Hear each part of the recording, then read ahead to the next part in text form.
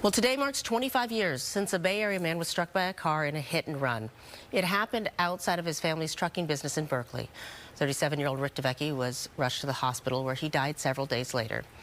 The driver has never been found. It has now been deemed a cold case. We're now joined by his brother, Rick DeVecchi, who runs that trucking company, also a freelance photographer, part of the KTVU family for many, many years. And thanks for being on. We were just saying, and we have covered this story over the years, and it has been so hard that there's been no resolution. Kind of tell us how your family's doing, and really, for the people who don't know the story, what happened? So what happened was, it was in front of our family business, and there was a intentional hit and run, and the person who did this, it was intentional because he obviously hit the gas pedal, accelerated to a high rate of speed, swerved over to the side of the road to hit him, and then continued on his way. So that's how we know it was a murder.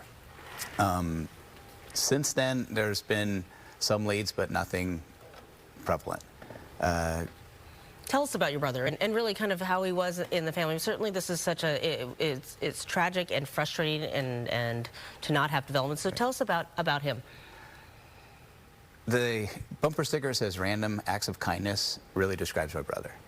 He wasn't one of those people that said, look at me, look at me, look at what I'm doing. And we realized that after his services, when thousands of people kept coming up to us with stories about what he had done for them. And some of the examples is, we had a note left in front of our business from a homeless person that said, this gentleman used to charge my battery for me and leave me dinner. And so that way he could have a car battery to go back to his homeless encampment and be warm and had a meal.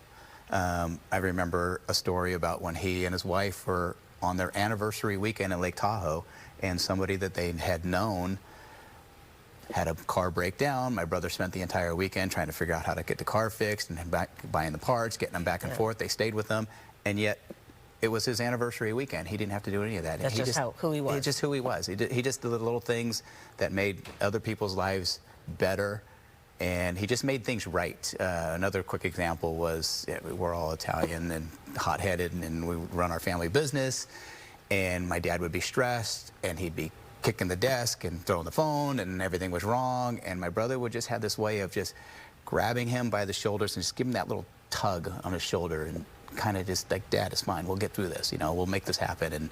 And it just made my dad feel better, and he just had this way of making things right. He just had that, some people just have it. Yeah, they have it's hard to explain, yeah.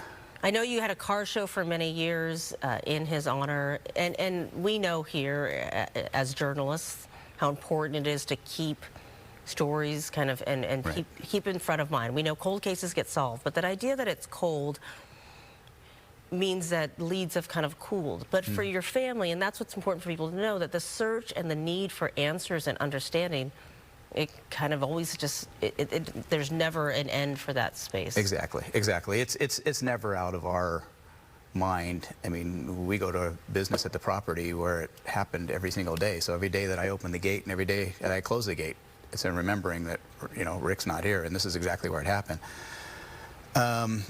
I think moving forward, the only thing that I kind of am hoping for is give my parents some peace.